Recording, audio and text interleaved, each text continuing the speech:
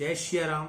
मैं issue Harwani, Hanumangarh town, Rajasthan से रोज आपको गंगा दर्शन दिखाता हूँ, वह पंचांग बताता हूँ।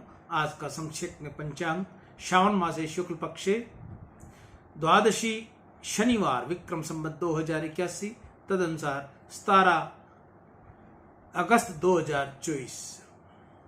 आज द्वादशी प्रातः लगभग 8 बजे तक की है। तत्पश्चात त्रयोदशी, त्रयोदशी के पश्चात चतुर्दशी, यानी कल चतुर्दशी रहेगी। त्रयोदशी तिथि का क्षय। आज का विशेष दिन प्रदोष व्रत, शनि त्रयोदशी, एकादशी व्रत प्रायण सुबह 6 बजे से लेकर 8 बजे तक रहेगा। मलयालम नववर्ष, नेशनल पाइनएप्पल जूस दिवस, माउंटेन मैन दशरथ माझी की पुण्यतिथि। ये था आज का शुभ पंचांग। कल क्षमा चाहूंगा, परसों रक्षाबंधन के दिन, रक्षाबंधन का शुभ मुहूर्त दोपहर को 1:32 से लेके साय 7 बजे तक रहेगा। सुबह 6 बजे के लगभग भद्रा लगेगी, जो 1:32 तक रहेगी। 1:32 से लेकर 7 बजे तक राखी का शुभ मुहूर्त रहेगा। 7 बजे फिर पंचक लग जाएंगे, इसलिए राखी का मुहूर्त दोपहर को 1:32 से लेकर शाम 7 बजे तक रहेगा। अब चलते हैं अपने रामायण की ओर। कल हमने आपको रामायण के प्रसंग में वन गमन की कथा सुनाई थी। आज उससे आगे, मुझे कोई सुख देता है, कोई दुख देता है, ये कल्पना भ्रामक है। ऐसी कल्पना करने से अन्य के प्रति राग अथवा द्वेष होता है। किसी की निंदा न करो, किसी की स्तुति भी अधिक न करो। जगत का विचार करोगे तो मन बिगड़ेगा। जगत में जो कुछ है वह सुंदर नहीं है और खराब भी नहीं है। श्री रामचंद्र जी को सुख न है न दुख है। रामचंद्र जी तो आनंद स्वरूप हैं। जीव स्वयं के कर्मों से जन्मता है, जबकि राम जी स्वेच्छा से प्रकट होते हैं। परमात्मा ये लीला करने आते हैं, उस समय कर्म की मर्यादा में रहते हैं। श्री राम कर्म से परे हैं, फिर भी जगत को बतलाते हैं कि मैं कर्म के बंधन में हूँ। रामायण में कथा आती है कि कई ने राम को वनवास दिया। उस समय कौशल्या माँ को अतिशय दुख हुआ। राम जी ने माँ से कहा, माँ ये मेरे कर्मों का फल है। पूर्व जन्म में मैंने केकई को दुख दिया था, उसका ये फल है। मैंने परशुराम अवतार में जो किया था, उसका फल राम अवतार में भोगना ही है। पूर्व जन्म में केकई रेणुका थी। रेणुका जमदग्नि ऋषि की पत्नी और परशुराम की माँ थी। एक समय एक गंधर्व को पत्नी के साथ विहार करते देखकर रेणुका के मन में विचार आया कि इस गंधर्व कन्या को जैसा सुख मिल रहा है, ऐसा सुख मुझे मिला नहीं। पर पुरुष का विहार देखते हुए रेणुका के मन में थोड़ा विकार आया। रेणुका को लौटने में विलंब हो गया। इससे जमदग्नि जान गए कि रेणुका के मन में विचार किया है। जमदग्नि ऋषि को क्रोध आया। उन्होंने पुत्र परशुराम से कहा कि तेरी माँ पापनी है, इसे मार डाल। परशुराम को आज्ञा हुई, इसलिए उन्होंने माँ को मार डाला। रेणुका का सिर छेदन कर दिया गया। राम ने कौशल्या माँ को समझाया कि मैंने पूर्व जन्म में माँ को दुख दिया था, इसलिए इस जन्म में केकई माँ ने मुझे दुख दिया है। महात्मा लोग तो यहाँ तक कहते हैं कि राम अवतार में बाली को मारा, वही बाली कृष्ण अवतार में व्याध बनकर आया और भगवान को उसने बाण मारा। किए हुए कर्म का फल भोगना ही पड़ता है। लक्ष्मण जी ने गुह को उपदेश दिया कि कई का कोई दोष नहीं। श्री राम तो आनंद स्वरूप हैं। सब साधनों का फल क्या है? राम जी में प्रेम जागे तो जीवन सफल होता है, और राम जी के साथ प्रेम करता है उसका जीवन सुधरता है। सखा परम परमार्थ एहु, मन कर्म वचन राम पद नेहु। राम ब्रह्म परमार्थ रूपा, अभिगत अलख अनादि अनूपा। सकल विहार रहित गत भेदा, कही नीति नेति निरूपही भेदा। बातों बातों में ही प्रातः काल हो गया। श्री रघुनाथ जी जागे। उन्होंने बड़का दूध मंगाया, उससे श्री राम लक्ष्मण के सुंदर बालों की जटा बांधी, तपस्वी बन गए। गुह से यह दृश्य देखा नहीं गया, वह मूर्छित होकर जमीन पर गिर पड़ा। अब गंगा पार उतरना था। प्रभु ने मंत्री को अयोध्या वापस लौटने की आज्ञा की। मंत्री ने बहुत आग्रह किया कि आप भी अयोध्या वापस पधारो। राम जी ने कहा, मंत्री जी आप ये क्या कह रहे हैं? आप धर्म का तत्व जानते हो। विपत्ति के समय महापुरुष धैर्य रखते हैं। पिताजी के चरणों में मेरा साष्टांग प्रणाम कहना। मंत्री जी अधिक तो कुछ कहना नहीं, मैं इतना ही कहता हूं कि मेरे पिताजी को प्रसन्न रखेगा। जो मेरे पिताजी की सेवा करेगा वह मुझे बहुत प्यारा होगा। मेरे पिताजी की देखभाल करना। पिताजी से कहना कि आपके आशीर्वाद से मुझे तो अयोध्या की अपेक्षा भी वन में अति सुख है। 14 वर्ष के बाद आपका राम अयोध्या वापस आएगा। मंत्री समझ गए कि श्री राम लक्ष्मण तो वापस चलेंगे नहीं। अब उन्होंने कहा कि महाराज, दशरथ की ऐसी आज्ञा है कि सीता जी वापस लौटे तो ही अच्छा है। श्री सीता जी वापस लौटेंगी तो महाराज की कुछ अवलंबन मिलेगा। इससे इच्छा हो तो अयोध्या में रहे, इच्छा हो तो जनकपुरी में रहे। सीता की कुछ बोलने की इच्छा हुई परंतु बोल न सकी, आंखें भीनी हो गई। अंत में कहा, मंत्री आज तक मैं अपने आप से बोली नहीं। आप मेरे ससुर के समान पूज्य हो। ससुर के चरणों में मेरा वंदन करना। हमारी तनिक भी चिंता न करे। मैंने जनकपुरी और अयोध्या का वैभव देखा है, परंतु मंत्री जी बिनु रघुपति पद पदम परागा, मोहि कई सपने सुखद न लागा। मैं मेरे पति जहां विराज वहां ही मैं रहना मेरा धर्म है। मंत्री जी को जाने की आज्ञा दी। मंत्री जी स्तंभ होकर खड़े रहे। एक टक श्री राम लक्ष्मण जानकी जी को का प्रयाण निरखते रहे। गंगा किनारे एक ही नाव थी, सामने वाले किनारे पर जाना था। वहां पहले केवट का प्रसंग रामायण में वर्णन किया गया है। लक्ष्मण ने केवट को बुलाया। केवट आया तो हाथ जोड़कर बोला, महाराज मेरी नाव में तुमको बैठने की इच्छा हो तो तुम ऐसी आज्ञा दो कि तुम हमारे चरण धो लें। चरण सेवा की मालिक जिसको देता है उसको ही मिलती है। शरण कार्तिक अर्चरण भक्ति करने के लिए जीवन स्वतंत्र है, परंतु मालिक के चरण की सेवा तो परमात्मा कृपा करके जिसको देते हैं उसको ही मिलती है। इसलिए केवट ने प्रभु से कहा, तुम्हें नाव में बैठना हो तो मुझको चरण सेवा की आज्ञा दो। मैंने ऐसा सुना है कि तुम्हारे चरण रज में ऐसी कुछ शक्ति है, इसका स्पर्श होते ही पत्थर से एक ऋषि पत्नी उत्पन्न हो गई। इस नाव पर मैं तो जीवित रहता हूँ, अपने कुटुंब का पालन पोषण करता हूँ। मेरी नाव तुम्हारे चरण रज का स्पर्श होने पर स्त्री बन जाए तो पीछे क्या करूँगा? 2 स्त्री को कहाँ से खिलाऊंगा? रज तुम्हारी करण रज तुम्हारी कामण गारी, प्रभु नाव नारी थई जाए जी। जो आरग रंग जननो आजीविका टणो जाए। पग मने धोवा धो रघुराया, प्रभु मैंने शंक पढ़्यो मन माया। इसलिए मैं तुम्हारे चरण पखार लूं, ऐसी मुझको आज्ञा करो। राम ने स्मित हास्य किया। सीता जी और लक्ष्मण जी की ओर मुस्कुराकर देखने लगे।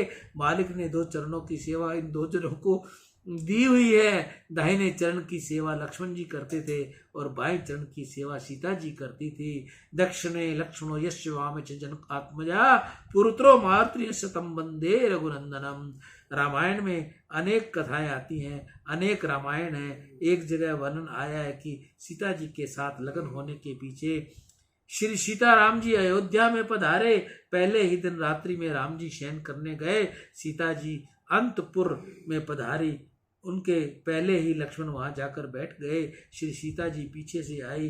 उन्होंने लक्ष्मण जी से कहा, अब चरण सेवा मैं करूंगी, चरण सेवा का अधिकार मेरा है। तब लक्ष्मण जी सीता जी को वंदन करके बोले, भाभी आज तक मैं चरण सेवा करता था, तुम तो अब आज आई हो। सीता जी ने राम जी से कहा, अपने भाई को कुछ समझाओ ना, अब यहाँ से जाए तो ठीक है। श्री राम क्या बोले। श्री राम तो लक्ष्मण जी के प्राण से भी अधिक अधिक प्यारे थे। श्री रामचंद्र जी विचार करने लगे, मैं लक्ष्मण से किस प्रकार कहूं कि तू यहाँ से जाओ। लक्ष्मण जी कहाँ। लक्ष्मण जी ने कहा, मुझे चरणों की सेवा करनी है। सीता जी ने कहा, आज पर्यंत सेवा तुम करते थे, परंतु अब चरण सेवा का अधिकार मेरा है, मैं चरणों की सेवा करूंगी। श्री रामचंद्र जी ने सीमित हास्य करके कहा, कल वशिष्ठ ऋषि जी से ये प्रश्न पूछना और गुरुजी जैसी आज्ञा दें उसके अनुसार करना। श्री सीता जी और लक्ष्मण जी वशिष्ठ ऋषि के आश्रम में गए। लक्ष्मण जी ने कहा, देखिए भाभी अभी हाल ही में आई है और मुझसे कह रही है कि अब चरणों की सेवा तुम करना नहीं। गुरुजी, मैं तो छोटा था तब से ही अपने बड़े भाई की चरण सेवा करता हूँ। सीता जी हाथ जोड़कर कहा, गुरुजी अब आप ही इनको समझाइए, अब तो चरणों की सेवा का अधिकार मेरा है। वशिष्ठ जी को भी आनंद हुआ कि पूछने की तो बहुत आते हैं, परंतु ऐसा पूछने कोई नहीं आया। वशिष्ठ जी सीता जी को समझाने लगे कि बेटा, मेरा लक्ष्मण जितेंद्रिय है, वह निर्विकार है। बेटा, मन में तनिक भी शंका रखना नहीं। दाहिने चरण की सेवा लक्ष्मण को दे दो और बाएं चरण की सेवा तुम करो। गुरुजी ने ऐसा निर्णय कर दिया। मालिक ने दोनों चरणों की सेवा दोनों को दे दी। सीता जी बाएं चरण की सेवा करती हैं और लक्ष्मण जी दाहिने चरण की सेवा करती हैं। अब गंगा किनारे राम जी को स्मरण हुआ कि वशिष्ठ जी ने मुझको आज्ञा की थी कि दाहिने चरण की सेवा मालिक लक्ष्मण और बाएं चरण की सेवा मालिक सीता है। यहाँ तो यह तीसरा आकर खड़ा हो गया और कहता है कि मुझे चरण दो, अब मैं क्या करूं। केवट का भाव देखकर सीता ने कहा, इसकी इच्छा है तो चरण की सेवा करने दो। केवट दौड़ता हुआ घर गया, लकड़ी का कठोता लेकर आया। वनवास के 14 वर्ष तक राम जी ने कोई धातु बने हुए पात्र का स्पर्श नहीं किया। तस्वीर बनाकर वन में रहते थे, तपस्वी बनकर वन में रहते थे। 14 वर्ष पर्यंत अनाज नहीं लिया। श्री राम जी ने तपस्या का दिव्य आदर्श बताया। केवट यहाँ जानता था, इसलिए वह लकड़ी का कठोता लाया और उसमें श्री राम जी के चरण बहुत प्रेम से पधराने लगा। यह केवट पूर्व जन्म में क्षीर समुद्र में कछुआ था, उसको नारायण के चरण सेवा की इच्छा थी, परंतु लक्ष्मी ने और शेषनाग ने उसे चरण सेवा करने नहीं दी। आज लक्ष्मी जी सीता बनी है और शेष जी लक्ष्मण जी बने हैं। केवट मानो उनसे कह रहा है कि उस समय आप दोनों ने मुझे चरण सेवा नहीं करने दी थी, आज तुम खड़े हो और मैं सेवा कर रहा हूँ। परमात्मा परम आनंद हुआ। केवट के पाद प्रक्षालन किया, चरणों का जल मुख में और मस्तक के ऊपर पधराया। उससे पीछे रामचंद्र जी ने कहा, महाराज चरणों की सेवा तो मुझे मिली, परंतु अब आप यहाँ से पुण्य चलते हुए जाकर नाव में बैठोगे तो फिर से तुम्हारे चरणों में रज लग गई तो। श्री रामचंद्र जी ने पूछा, भाई तेरी क्या इच्छा है। केवट ने कहा, मेरी इच्छा है कि मैं आपको उठाकर नाव में बिठाऊं, मेरा मनोरथ पूर्ण करो, मुझे और कुछ चाहिए नहीं, मैं कुछ मांगता नहीं। सीता जी को बहुत आश्चर्य हुआ कि गांव का अनपढ़, परंतु इसका हृदय कैसा शुद्ध है, श्री राम जी में कैसा प्रेम है। केवट ने रामचंद्र जी को उठाकर नाव में पधराया। सीता जी और लक्ष्मण जी नाव में विराजे। केवट इनको गंगा पार ले गया। राम जी ने केवट को मुद्रिका देने का प्रयत्न किया, परंतु केवट ने लेने से मनाही की। उसने प्रभु से कहा, नाई नी करी नाई ले नहीं, आपन धंधा भाई, काग ले नहीं काखानी खाओ उतराई। हम तो दोनों जाति भाई हैं, इसलिए उतराई ली जाएगी नहीं। यह सुनकर लक्ष्मण जी नाराज हो गए। उन्होंने केवट से कहा, तुम्हारी और तुम्हारी जाति एक कैसे है, तुम्हारी और हमारी जाति एक कैसे है। हम क्षत्रिय जाति के हैं, तुम भील जाति के हो, फिर भी कहते हो कि जाति एक है। केवट ने कहा, तुम्हारी और मेरी जाति एक नहीं, परंतु मेरी और राम जी की जाति एक है। फिर राम जी से कहा, महाराज आज आपको मैंने गंगा पार उतारा है, समय आवे तब मुझे भी आप संसार सागर से पार उतार देना। गंगा सागर का केवट मैं हूं, संसार सागर के केवट आप हो।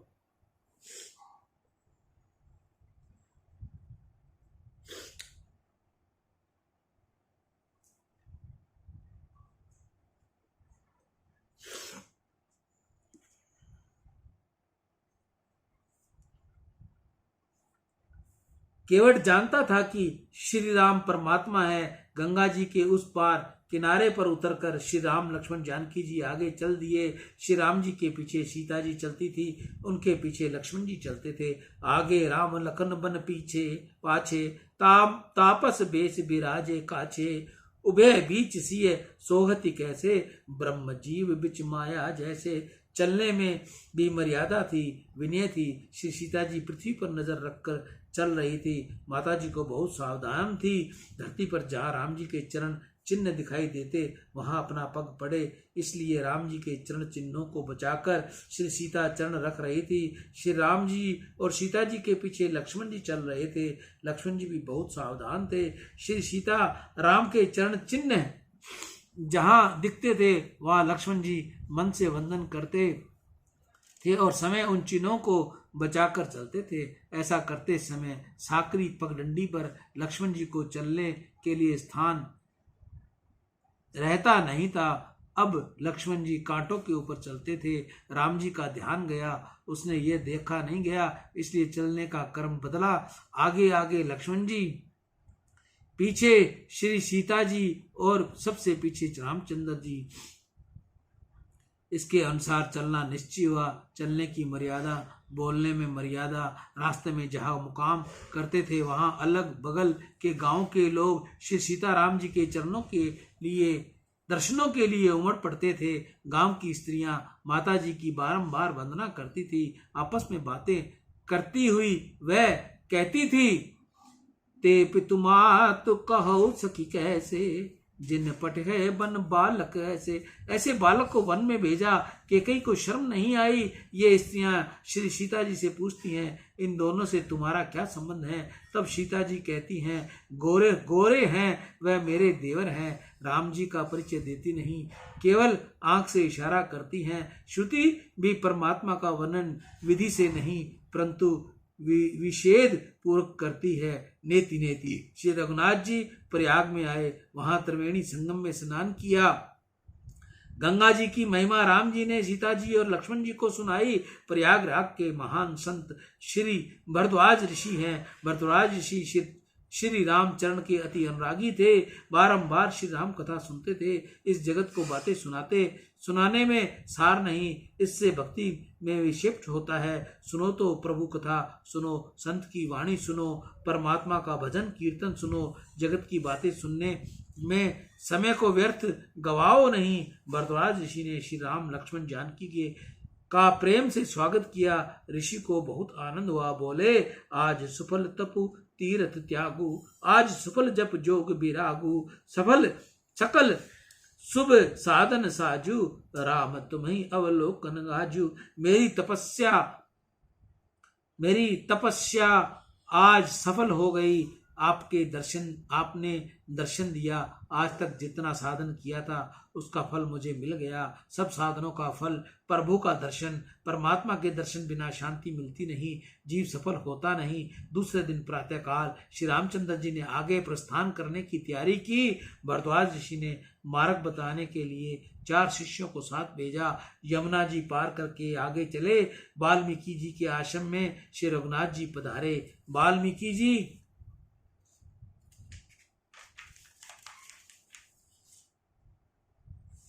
को अतिशय आनंद हुआ। उन्होंने कहा, आपके नाम का मैंने आश्रय लिया है, इसलिए आप कृपा करके मेरे यहाँ पधारे हो। मैं कुशल से बिगड़ा हुआ था, मैं चोरी करता था। सौभाग्य से मुझे नारद जी का संग मिला। नारद जी ने मुझे राम नाम की दीक्षा दी। सियावर राम जय जय राम, मेरे प्रभु राम जय जय राम। जय मंगल भवन अमंगल हारी, द्रवौ सुदशरथ अजर बिहारी, दीन दयाल विरुद्ध संहारी, हरहु नाथ मम संकट भारी। वन गमन कथा को हम यही विश्राम देंगे। कल वन गमन की कथा आगे बताते हुए हम दशरथ महाराज का प्राण त्याग 41वां अध्याय 41 अध्याय भी आपको सुनाएंगे। सियावर राम जय जय राम, मेरे प्रभु राम जय जय राम। मैं ईशु हरवानी, हनुमानगढ़ टाउन, राजस्थान से रोज आपको लाइव गंगा दर्शन दिखाता हूँ, पंचांग बताता हूँ, तत्पश्चात तत्वार्थ रामायण के कुछ अंश मैं आपको सुनाता हूँ। मेरे से हुई अक्षरों की त्रुटि में, मेरी बुद्धि मन कर्म वचन जो भी जैसा है मैं आपको वैसा सुना देता हूँ। आप मेरे को त्रुटि के लिए क्षमा करें। ईशु हरवानी, हनुमानगढ़ टाउन, राजस्थान। राम।